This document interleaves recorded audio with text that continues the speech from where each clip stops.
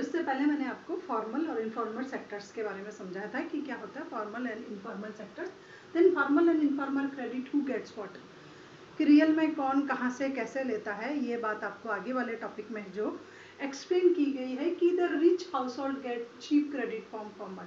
Almost ऐसा होता है कि जो रिच लोग होते हैं, वेल एजुकेटेड होते हैं, चाहे वो रूरल के हो चाहे अर्बन एरिया के हो, दे get loan from formal sectors. वो ऑलमोस्ट एजुकेशंस के ब्याह पे फॉर्मल सेक्टर से लोन लेने में ज़्यादा इंटरेस्टेड होते हैं, तो उनके थ्रू जो लोन लिया जाता है वो बहुत चीपेस्ट होता है और उनको बेनिफिट होता है। But uneducated, poor, rural areas की जो पॉपुलेशंस होती है, they get loan from informal sectors. तो यहाँ यही बताया गया है कि the rich household get cheap credit from formal sectors. Rich household जो होते हैं, चाहे वो रूरल के हो चाहे अर्बन के हो, वहीं से लोन लेते हैं। और जो पुअर हाउस होल्ड होते हैं, दे get loan from costly loan. देखो वो चीपर लेते हैं और फॉर्मल से लेते हैं, और ये कॉस्टली लेते हैं और इनफॉर्मल सेक्टर से लेते हैं। तो फॉर्मल सेक्टर्स जो होता है, सबसे पहली बात कि वो आपकी बहुत कम रिक्वायरमेंट को फुलफिल कर दिया जाता है। यहाँ पर एक एग्जांपल आपकी बुक में दिया गया है, इस स्टाइल का एक पिक्चर्स बनाया गया है, और फिर उसमें आपके रूरल एरिया की पॉपुलेशंस का कुछ डिस्क्रिप्शंस जो है वो पहले ये समझ लीजिए, उसके बाद वापस ऊपर आएंगे। तो यहाँ पर ये देखिए, इस स्टाइल का जो ये पोर्शन है, ये पोर्शन आपको शो कर रहा है इनफॉर्मल सेक्टर्स के लिए, और ये है आपका फॉर्मल सेक्टर्स। तो देखिए रिच हाउस होल्ड है, सॉरी पुअर हाउस होल्ड है, रूरल एरिया का पुअर हाउस होल्ड है। 85% जो लोन इश्यू लेता है वो लोन कहाँ से लेता है, इनफॉर्मल सेक्टर से लेता है। मनी लेंडर, प्राइवेट और सेठ, साहूकार, जमींदार, जागीरदार, तो उनसे 85% लोन रिक्वायरमेंट कंप्लीट करता है। और only 15% from formal sectors, bank and cooperative society से केवल 15% लोन्स लिया जाता है पुअर के थ्रू। ये कॉस्टली होता है जबकि ये चीपर होता है। इनमें कंडीशंस बहुत ज़्यादा होती है, टर्म्स बहुत टिपिकल्स होती है जबकि इनमें टर्म्स बहुत इजी होती है। ये बेनिफिशियल होता है जबकि ये नॉन बेनिफिशियल होता है, उसके बावजूद भी पुअर पॉपुलेशन जो यहाँ से लेती है। उसके बाद नेक्स्ट जो पिक्चर शो होता है वो था house hold with few assets. ऐसे हाउस होल्ड जिनके पास कुछ एसेट्स है, फिर भी वो 53% जो लोन्स लेंगे वो इनफॉर्मल सेक्टर से लेंगे। अगेन वही सेठ, साहूकार, जमींदार, उनसे ये लोन लिया जाता है, जबकि ओनली 47% जो होता है वो बैंक्स के थ्रू इशू करवाते हैं ये लोग। उसके बाद आते हैं वेल ऑफ हाउस होल्ड, जो वेल एजुकेटेड लोग होते हैं हाउस होल्ड के, 75% इशूड फ्रॉम फॉर्मल सेक्टर। ये आ गया अब आपका फॉर्मल सेक्टर, और ये हो गया आपका इनफॉर्मल सेक्टर्स। तो इन्होंने लोन कहाँ से लिए, एजुकेटेड और वेल होने की वजह से 75% जो लोन्स लिए थे वो बैंक से और कोऑपरेटिव सोसाइटी से लिए थे, जबकि ओनली 28% जो लोन्स इशू किए गए थे वो सेठ, साहूकार और जमींदार के थे। नेक्स्ट आते हैं rich house hold, rich well educated house holds के थ्रू 90% जो लोन्स लिया जाता है, it is from credit facility जो ली जाती है वो किसके थ्रू ली जाती है, formal sectors, bank and cooperative societies, और ओनली 10% फ्रॉम इनफॉर्मल सेक्टर। तो ये पिक्चर आपको शो करी कि वेल लिटरेट, वेल एजुकेटेड जो है वो लोग कहाँ से लोन लेते हैं, फॉर्मल सेक्टर से लेते हैं। तो इलिटरेट और पुअर जो लोग होते हैं वो वहाँ से लोन इश्यू कराया जाता है। ये पिक्चर, ये ग्राफ आपका शो कर रहा है। अब ये बता रहा है कि formal sector still meet only half of the total needs, कि हमारा जो फॉर्मल सेक्टर्स है वो अभी भी still complete half of the needs, हमारी आधी आवश्यकताओं को ही पूरा कर रहा है। रूरल एरिया की तो हाफ जो होती है रिक्वायरमेंट एटलीस्ट उसको ही फुलफिल कर पा रहा है रूरल पीपल की। एंड इनफॉर्मल लोन्स, तो पहली बात क्लियर हो गई कि क्यों नहीं लोन ले पाते हैं ये, क्योंकि वहाँ पर बैंक ही अवेलेबल नहीं है, कंप्लीट ही नहीं कर पा रहा, ब्रांचेज ही नहीं है, टिपिकल प्रोसेस है, एक्सेट्रा एक्सेट्रा। और informal loans high rate of interest, informal rate जो होता है वो हाई रेट ऑफ इंटरेस्ट पे होता है एंड लिटिल इनकम जनरेट कर करके देता है। देखो informal sectors high rate of interest पे दे रहा है, लोन ले रहे हो, ट्रैप्स में जा रहे हो, इंटरेस्ट पे नहीं कर पा रहे हो, अगेन लोन लेते हो, ये सिचुएशन चल रही है। और इनकम जनरेशन जो वहाँ से होती है इनफॉर्मल सेक्टर से अगर लोन लिया तो बहुत लोअर होती है। और informal loans high rate of interest and little income, it is necessary, तो फिर क्या ज़रूरी हो जाता है, ये हमारे रूरल एरिया की पिक्चर है। Then it is necessary to increase the number of banks in rural area, ये कंपलसरी हो जाता है कि रूरल एरिया में लोन्स क्यों नहीं लिए जाते हैं फॉर्मल सेक्टर्स के थ्रू, क्योंकि बैंक की ब्रांचेज अवेलेबल नहीं होती है, टिपिकल प्रोसेस होती है, कोलेटरल की रिक्वायरमेंट होती है, डॉक्यूमेंटेशन चाहिए, लॉन्ग प्रोसेस लगा देते हैं, और करप्शन जो है वो मोस्ट पावरफुल पॉइंट्स जो है इसका होता है। तो it is necessary to increase their lending in rural area. Banks की लैंडिंग की प्रोसेस को रूरल एरिया में इंक्रीज करना चाहिए गवर्नमेंट को। मोस्ट ऑफ जो बैंक्स होते हैं उनकी ब्रांचेस रूरल एरिया में भी सेटअप की जानी चाहिए, जिससे वो लोन गेट्स करेंगे। So the dependence on informal sectors will decrease. इस वजह से क्या होगा, अगर नंबर ऑफ बैंक्स अगर रूरल एरिया में इंक्रीज होते हैं, then the dependence of poor people on informal sectors will be decrease. तो क्या होगा, जो इनफॉर्मल सेक्टर्स रूरल एरिया में उन पर डिपेंड रहता है, इनफॉर्मल सेक्टर्स पे जो पुअर पीपल डिपेंड रहती है, उनकी डिपेंडेंस जो होगी वो हो जाएगी। एंड अब क्या होगा, कहीं कहीं ये प्रॉब्लम्स आती है कि बैंक्स की ब्रांचेज है बट लोन्स इशू नहीं हो रहे हैं। कहीं भी आप देखिए कुछ बैंकों की ये प्रॉब्लम्स है कि अभी है कैपिटल है बट बोरोवर्स नहीं आ रहे हैं। तो everyone try to get loan, everyone if has requirement to try to get loan from banks, कि हम सबको ये कोशिश करनी चाहिए कि अगर हमारी रिक्वायरमेंट है तो हम इनफॉर्मल सेक्टर्स के बजाय फॉर्मल सेक्टर से लोन लें, ताकि बैंक्स की जो कैपिटल है उसका बेटर यूटिलाइजेशन हो सके। तो बैंकों की जो प्रॉब्लम है वो है कि बैंक जो है लोन्स इशू नहीं होते हैं, इस वजह से everyone try to receive loan from formal sectors. अगर आपको रिक्वायरमेंट है, नेसेसरी नहीं कह रही हूँ मैं कि आप कहोगे मैडम ने कहा लोन लो तो हम लोन ले लेते हैं, ऐसा नहीं है। If you have require then you must go to bank, आपको बैंक जाना चाहिए और फिर वहाँ से आपको लोन्स लेनी चाहिए। ये पिक्चर मैंने आपको शो कर दी कि इस पिक्चर में आपको क्या शो हो रहा है।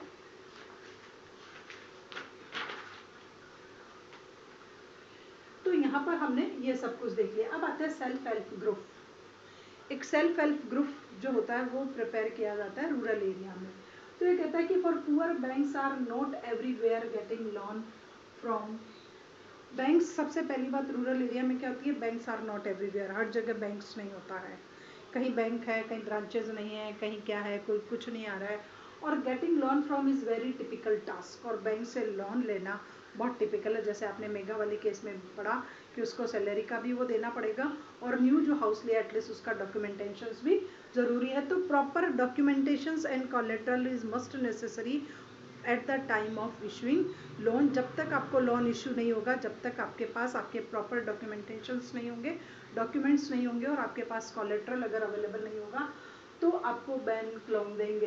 Then absence of collateral is one major reason to take loan from informal sectors. Rural area में absence of collateral is most powerful reason to getting loans from informal sectors, कि उन लोगों के पास कोलेट्रल होता ही नहीं है, एज अ सिक्योरिटी के रखने के लिए कोई भी एसेट्स उनके पास नहीं होती है, इसलिए वो इनफॉर्मल सेक्टर्स के पास चले जाते हैं। इनफॉर्मल सेक्टर्स क्या करता है, लोन दे देता है बिना किसी कोलेट्रल के, बिना किसी के डॉक्यूमेंटेशंस के आपको वो लोन दे देते हैं। वो लोन क्यों देते हैं, क्योंकि उनकी टर्म्स एंड कंडीशंस जो है वो बहुत हाई है, हाई रेट ऑफ इंटरेस्ट है। आपसे प्रॉमिस कर लिया, आपका इंटरेस्ट पहले से ही काट लिया, उसके बाद आपसे प्रॉमिस लिखवा लिया कि मैं फसल पूरी सारी यहाँ दूंगा, लोन रीपे नहीं किया तो आप फिजिकल वर्क भी करते हो। तो ये सारी कंडीशंस होने की वजह से वो क्या करते हैं, without any securities rural area में लोन इशू कर देते हैं। फास्ट प्रोसेस है, वो नॉन होता है, आपके गांव का है, आपको जानता है, इस वजह से एज आप गए और उसी वक्त वो आपको इशू कर देता है। जबकि बैंकों में क्या होता है, आपकी रिक्वायरमेंट कब है और लोन इशूइंग में लॉन्ग प्रोसेस लग जाती है। इसलिए रूरल पॉपुलेशन जो होती है वो बैंक्स और कोऑपरेटिव सोसाइटी से लोन इशू कराने में बिलीव नहीं करती, क्योंकि आफ्टर अगर टाइम निकल गया, कहते हैं ना का वर्का जब कृषि सुखाने, तो जब टाइम ही निकल गया फिर बैंक अगर लोन इशू करता तो उसका यूटिलाइजेशन नहीं होता है। तो इनफॉर्मल सेक्टर्स क्या करता है, एनी टाइम आप जाइए आपको लोन इशू कर करके दे देगा। तो the absence of collateral is main reason to take loan from informal sectors. आपके पास कोलेट्रल नहीं है, इस वजह से आप वहाँ जाते हो और वहाँ से लोन्स जो है वो इशू कराते हो। अब आपको है, आपकी बुक में सेल्फ हेल्प ग्रुप के बारे में बताया गया है कि आपका जो विलेज है एटलीस्ट उसमें जो है एक self help in recent people have try to एक नया न्यू तरीका निकला है आपके सेल्फ हेल्प ग्रुप में। आपको समराइज्ड कर करके एक्सप्लेन कर रही हूँ कि सेल्फ हेल्प ग्रुप जो होता है वो किसी भी rural area, village, urban area, कहीं भी आपकी सोसाइटी सर्कल, आप कहीं भी उसको डेवलप्ड कर सकते हो। इसमें कुछ जो होते हैं पर्सनस वो इंक्लूड हो जाते हैं। उन पर्सनस की सेविंग को, जैसे मैंने आपको कोऑपरेटिव में बताया उसी स्टाइल का सेम प्रोसेस है, और उन पर्सनस के थ्रू डेली मीटिंग्स होती है, रूटीन में वो डेली रेगुलर सेविंग्स करते हैं और उस सेविंग को कलेक्ट किया जाता है मंथ की एक डेट को। जैसे जिसको आप बीसी भी बोलते हो, पर वो बीसी का फॉर्म अलग होता है। तो यहाँ पर क्या होता है कि कुछ मेंबर्स होते हैं एक पर्टिकुलर डेट को एक जगह आकर के मिलते हैं, 1 बाय 1 उनकी मीटिंग फिक्स होती है कि इस संडे को यहाँ, उसको वहाँ, या लास्ट संडे को जो है सभी 2,000 के साथ 3,000 के साथ कलेक्ट हो जाएंगे। अब सोचिए अगर 20 मेंबर्स हैं और 20 मेंबर्स ने 3,000 भी पर मंथ कलेक्ट किया, या कुछ भी समझ लीजिए, तो मैं बहुत बड़ी अमाउंट बता रही हूँ, 1,000 भी किया, देन आपकी अमाउंट क्या हो जाएगी, 20,000 जो है वो कलेक्ट हो जाएगी। सबसे पहली बात आप इसको समझ लीजिए सेल्फ हेल्प ग्रुप क्या होता है। तो जब 20,000 हो गए तो जैसे यहाँ पर एक लॉटरी सिस्टम्स के थ्रू भी लॉन्स इश्यू होता है और रिक्वायरमेंट बेस पे भी सेल्फ हेल्प ग्रुप देते हैं। जैसे लॉटरी सिस्टम में सभी का 20 का नाम लिख दिया जाता है और फिर लॉटरी से निकाला जाता है, तो जिस पर्सन के नाम आ जाता है वो उस पैसे को रखने का राइट रखता है। उस पर उनका सब कुछ डिसाइडेड होता है कि उस पर रेट ऑफ इंटरेस्ट क्या चार्ज किया जाएगा। सपोज करो मेरे नाम की लॉटरी निकल गई तो मैं 20,000 रुपीज़ ले लेती हूँ। अब ये 20,000 रुपीज़ जो है वो मैं मेरे पास रहेंगे और मैं इस पर रेट ऑफ इंटरेस्ट दूंगी 2%, 3%, 5, जो भी कुछ मेरी इच्छा है। कि सपोज करो मैंने जब तक रखा उस पर मैंने लोन दे दिया 2,000, तो 22 हो गए। तो ये 22 जब मैं दूंगी तो वापस सभी मेंबर्स में वापस डिस्ट्रीब्यूट हो जाएंगे।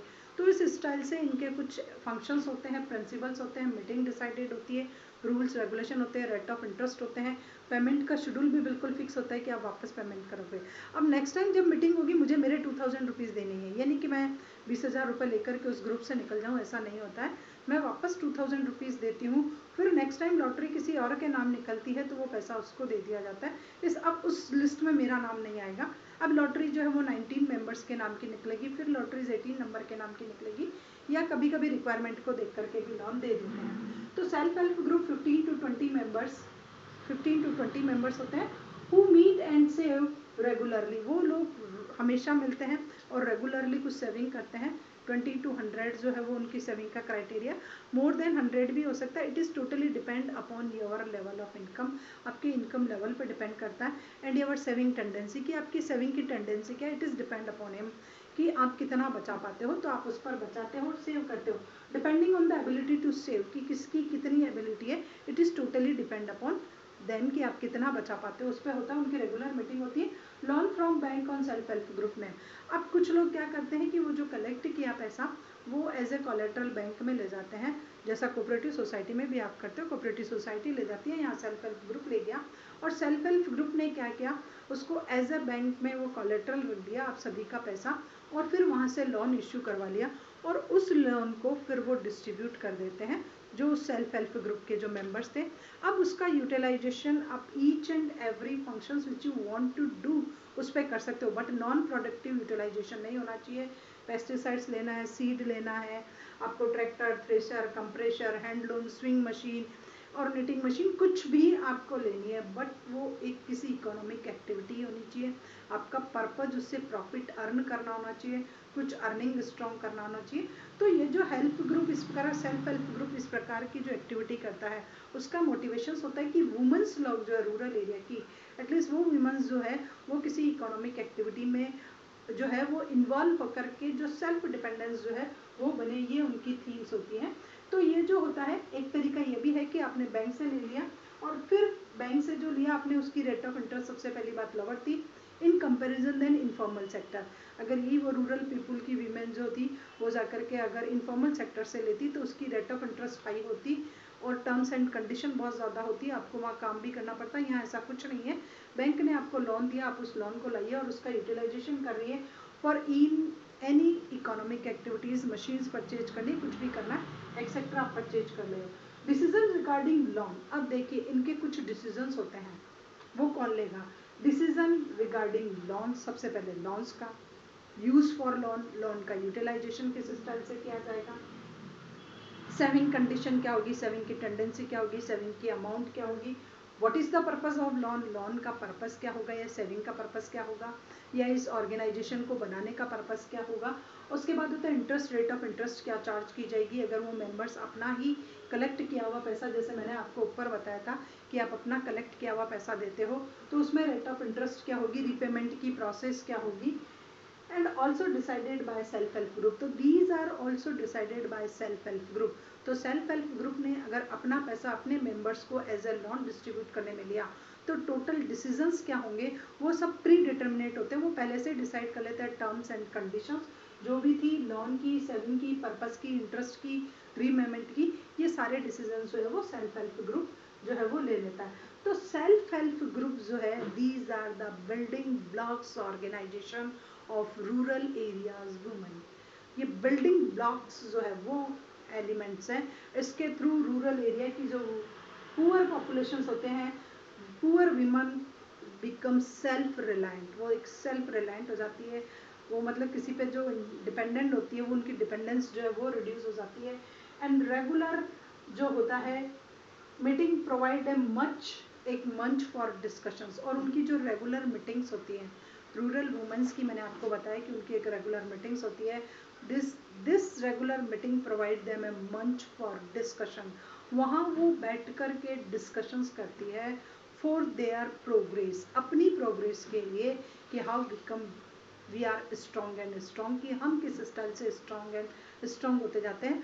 तो उनकी जो मीटिंग में जो डिस्कशंस होते हैं वो डिस्कशंस होते हैं actions on various social issues, वहाँ जो डिस्कशंस होते हैं ऑन वेरियस सोशल इश्यूज, जो रिसेंट टाइम में कुछ सोशल इश्यूज होते हैं एटलीस्ट उस पर उनके डिस्कशंस होते हैं, हेल्थ पर होते हैं, न्यूट्रिशंस पर होते हैं, एंड डोमेस्टिक वायलेंस, और अगर कहीं डोमेस्टिक वायलेंस है तो उस पर भी डिस्कशंस होते हैं. तो देखिए सेल्फ हेल्प ग्रुप के कितने जो है बेनिफिट्स हैं. लोन मिल गया, इकोनॉमिक एक्टिविटी हो गई, वुमेन्स जो थी वो सेल्फ डिपेंडेंट हो गई, अपने आप पर निर्भर हो गई, और थोड़ा सा इकोनॉमिक कंडीशन उसकी स्ट्रॉन्ग हो गई, मीटिंग हो गई, मंच मिल गया, डिस्कशंस मिल गया, न्यूट्रिशंस पे बात हो गई, हेल्थ पे बात हो गई, वायलेंस अगर हो रहा है डोमेस्टिक वायलेंस तो उस पर डिस्कशंस हो गया. तो ये बहुत ज़्यादा बेनिफिशियल्स होते हैं रूरल एरिया की वुमेन्स के लिए. तो this is all about self help group. ये सारा सेल्फ हेल्प ग्रुप के था कि किस स्टाइल से बनता है, कौन बना सकता है, एक्सेट्रा. अब आपके लास्ट में तो छोटा सा दिया हुआ है ग्रामीण बैंक ऑफ बांग्लादेश. बांग्लादेश का एक जो ग्रामीण बैंक है एटलीस्ट उसके बारे में भी आपकी बुक में जो है वो एक्सप्लेन किया गया है कि किस स्टाइल से जो बांग्लादेश का जो ये बैंक है ये biggest success stories of the reaching poor people meets, कि बांग्लादेश के इस बैंक्स ने किस स्टाइल से कितनी स्ट्रॉन्ग जो है सक्सेस ली है पुअरेस्ट की नीड को, पुअरेस्ट की रिक्वायरमेंट को फुलफिल करने के लिए ये बैंक्स जो है सक्सेसफुली किस स्टाइल से वर्क कर रहा है. तो इट वाज ऑर्गेनाइज्ड इन 1970 में ये बैंक बना था. एंड 2018 के डेटाज आपकी बुक में दिए हुए हैं. 2018 में इसके मेंबर्स जो हैं इट इज़ अराउंड 81,600 विलेजेस के मेंबर्स हैं. 81,600 जो हैं वो इसके जो है वो मेंबर्स होते हैं. And almost borrowers are poor rural women. अब इस बांग्लादेश के इस बैंक्स में जो मेंबर्स हैं उसमें almost borrower are poor rural womens, गरीब ग्रामीण औरतें जो है वो इसकी जो है वो सबसे ज़्यादा जो लोन लिए हैं वो पुअरेस्ट सेक्शंस की फीमेल पॉपुलेशन ने, फीमेल जो है उन्होंने वहाँ से लोन इश्यू करवाए हैं. और उसके बाद है कि दे प्रूव कि they can start and run a variety of income generate economic activities. और इस पर उन वुमेन ने ये प्रूव कर दिया है कि they become strong in economic condition, they can start easily any economic activities. तो यहाँ पर यही बताया गया है they prove that they can start and run variety of income generating economic activities successfully, कि वो सक्सेसफुली किसी भी इकोनॉमिक एक्टिविटी को जो है वो चला सकती है और कुछ इनकम अर्न कर सकती है और अपना कंट्रीब्यूशंस जो है इकोनॉमिक डेवलपमेंट में, कंट्री के डेवलपमेंट में अपना जो है वो कंट्रीब्यूशंस दे सकती हैं. इफ क्रेडिट कैन बी, आगे उसका जो हेड है उसने कहा है, एक हेड के स्टेटमेंट दे सके हैं कि if credit can be made available to poor, if credit can be made available for poor, कि अगर पुअर के लिए क्रेडिट फैसिलिटी को अवेलेबल करा दिया जाए, उनकी पहुंच ईजी कर दिया जाए, पुअर तक क्रेडिट फैसिलिटी पहुंच जाए, तो जनरेटिंग तो people on the terms and conditions, on the terms and conditions which are appropriate and reasonable. किस conditions पर? रीजनेबल एप्रोप्रिएट टर्म्स और कंडीशंस पर अगर पुअर पॉपुलेशंस के पास क्रेडिट फैसिलिटीज अवेलेबल करा दी जाए तो they can add up and create the biggest development wonder. They can mad up and add biggest development wonder in any country. तो वो पॉपुलेशन क्या कर सकती है, उस कंट्री के डेवलपमेंट में अपना एक बिगेस्ट कॉन्ट्रीब्यूशन और शेयर दे सकती है. तो कुल मिलाकर के इस ग्रामीण बैंक के बारे में अगर टोटल समराइज मैं आपको बताऊं तो 1970 में बना. 81,600 इसके मेंबर्स हैं. ऑलमोस्ट जो है वो पुअर फीमेल जो है वो इसकी मेंबर्स है. पुअरेस्ट सेक्शंस की जो फीमेल्स है एटलीस्ट वो इसकी मेंबर्स हैं. इस बैंक के थ्रू उनको लोन्स इशू किया जाता है. इस बैंक के थ्रू उनको लोन्स इशू किया जाता है. उस लोन के बिहाफ पे वो पुअर फीमेल जो है वो क्या करती है, कुछ इकोनॉमिक एक्टिविटी में इन्वॉल्व हो जाती है, इनकम जनरेट करती है और अपना बेस्ट कॉन्ट्रीब्यूशंस उस कंट्री के डेवलपमेंट में जो दे सकती है. तो उसका हेड का जो कहना है वो यही है कि अगर रिचेस्ट पुअरेस्ट पर्सन तक अगर हम better terms and conditions appropriate हो, रीजनेबल हो, उस पर अगर हम क्रेडिट फैसिलिटी अवेलेबल करा दें तो उनका कॉन्ट्रीब्यूशंस जो है वो बहुत बिगेस्ट हो सकता है और बहुत वंडरफुल जो है वो कॉन्ट्रीब्यूशंस हो सकता है. तो this is all about your topic. ये पूरा आपका टॉपिक यहीं ख़त्म हो जाता है. अब ये कह रहा है कि in situation with high risk credit might create further problem of the borrower explain. ये कह रहा है कि अगर हाई रिस्क हो तो क्रेडिट क्रिएट प्रॉब्लम. अब हाई रिस्क आपने देखा, जैसे स्वप्ना ने ली, लोन लिया, फसल नहीं हुई, लोन लिया, फसल नहीं हुई और लास्ट में उसको लैंड को बेचना पड़ा. तो अगर आपकी हाई रिस्क है कि आपको लग रहा है कि अर्निंग बहुत कम होगी, तो it is might problem with you. You can cap in a trap of डेब्ट. आप फिर अपने आप को कहाँ रख दोगे, एक डेप्ट के ट्रैप में फंसा दोगे. डेप्ट के ट्रैप में आप खुद ही उलझ जाओगे अगर आपने रिस्की लोन्स जो है वो इशू करवा रखा है कहीं से भी. उसके बाद है how does money solve the problem of double coincidence of bond. की मनी ने किस स्टाइल से डबल कॉन्सिडेंस ऑफ बॉन्ड्स को जो है वो कवर कर दिया. तो पहले आपको ढूंढना नहीं पड़ेगा कि मेरा कोई वीट ले ले और मुझे शू दे दे. अब मनी है, आप अपने वीट को सेल करो और आपको जो कुछ परचेज करना है you can purchase each and everything's. तो डबल कॉन्सिडेंस जो वो बॉन्ड्स था कि मैं जो एग्री हूँ बेचने के लिए, आप भी वही एग्री हो परचेज करने के लिए, उसको डबल कॉन्सिडेंस ऑफ बॉन्ड थे. अब मनी आ गई है तो मनी ने डबल कॉन्सिडेंस ऑफ बॉन्ड्स को फिनिश कर दिया है. आपके पास ओनली मनी है तो you can purchase a variety of commodities. अब आपको डबल कॉन्सिडेंस ऑफ बॉन्ड्स जो है वो सर्च नहीं करना पड़ता है. How to bank mediate between those who have surplus money and those who have need money. तो ये भी मैंने आपको बताया कि bank play vital role in the development of economy. आपकी सेविंग को बैंक अट्रैक्ट करते हैं. Bank work as a mediator. Bank एक मीडिएटर के थ्रू वर्क करते हैं. डिपॉजिटर्स अपनी सेविंग को डिपॉजिट कराता है. बैंक उसमें से कुछ कैश रखता है, 15% समथिंग मैंने आपको बताया, और रिमेनिंग जो है वो बैंक लोन दे देता है. किसको, who need the money. Borrowers को नीड्स है, बैंक आप उसकी रिक्वायरमेंट को फुलफिल करता है. तो bank play a mediators, work as a mediators. वो सेवर के बीच में और बोरोवर के बीच में एक है बचत करता और उधार लेने वाले के बीच में एक मीडिएटर्स है. मैंने आपको चित्र के थ्रू भी बताया कि आप जमा करा रहे हो बैंक में पैसा जा रहा है और उधार लेने वाला आ रहा है. तो आप दोनों एक दूसरे को नहीं जानते हो. सेवर्स भी जो है बोरोवर्स को नहीं जानता, बोरोवर सेवर्स को नहीं जानता. उसके पास पैसा नहीं है और आपके पास एक्सेस में मनी है. तो आप सेफ्टी के पर्पज से भी बैंक में जमा करा रहे हो और इनकम जनरेशन के बिहाफ पे भी करा रहे हो, क्योंकि आपको रेट ऑफ इंटरेस्ट मिलेगी. इस वजह से भी आप बैंक में पैसा जमा कराते हो. तो ये हो गया. उसके बाद why do we need to expand formal sector sources credit in India. कि हमें फॉर्मल सेक्टर्स को क्यों इंक्रीज करना पड़ेगा. Because there is a low number of formal institutions in rural area या इंडिया दोनों का एग्जांपल ले लो.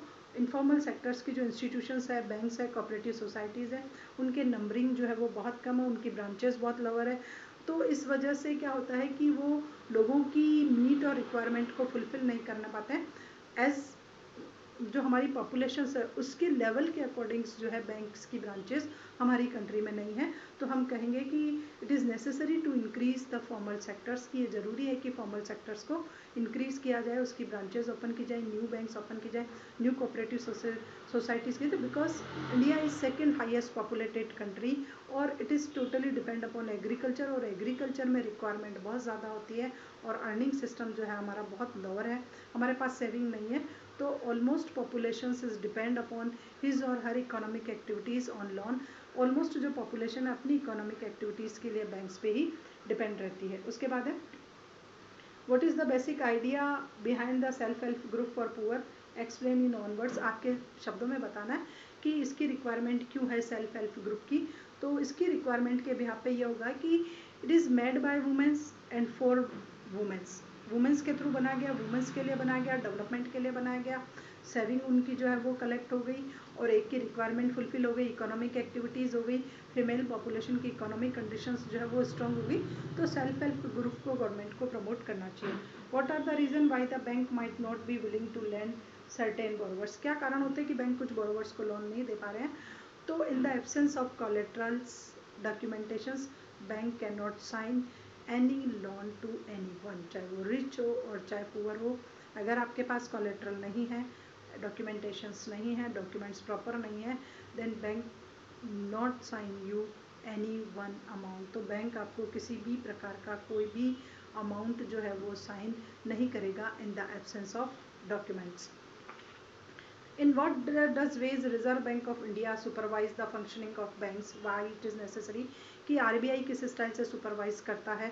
तो RBI जो है वो मोस्ट पावरफुल बैंक है, एपेक्स कैटेगरी का बैंक है, उसको एक्ट के अकॉर्डिंग ये सारे राइट्स दिए गए हैं कि वो बैंक्स को, राइट्स क्या इसकी रेस्पॉन्सिबिलिटी है, फंक्शंस है कि वो बैंक्स को सुपरवाइज करे। तो ये बैंक्स की ब्रांचेज को सुपरवाइज करता है, डॉक्यूमेंट्स को चेक करता है, ऑडिटिंग करता है, ऑफिसर्स अपॉइंट करता है और फाइनेंशियल जो उनके जो डॉक्यूमेंट्स होते हैं, स्टेटमेंट होते हैं, उनको चेक करता है, लाइसेंस जो है वो इशू करवाता है। और why it is necessary, it is necessary because money market is more powerful for the development of our country, की बैंक्स जो है वो मोस्ट पावरफुल है और without bank Indian economy can not developed, तो बैंक के बिना ये डेवलप नहीं हो पाएगा और बैंकों पर अगर सुपरविजन नहीं होगा तो फिर उनकी डेवलपमेंट की प्रोसेस जो है हमारी कंट्री की वो स्लो हो जाएगी।